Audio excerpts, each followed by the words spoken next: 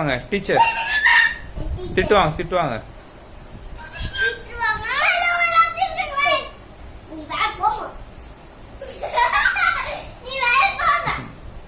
சரி சரி சண்டை போட்டுக்காதீங்க. ஒவ்வொருத்தரும் சொல்லணும். ஒவ்வொருத்தர் சொல்லுங்க.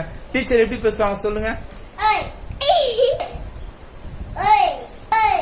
டீச்சரா அப்புறம்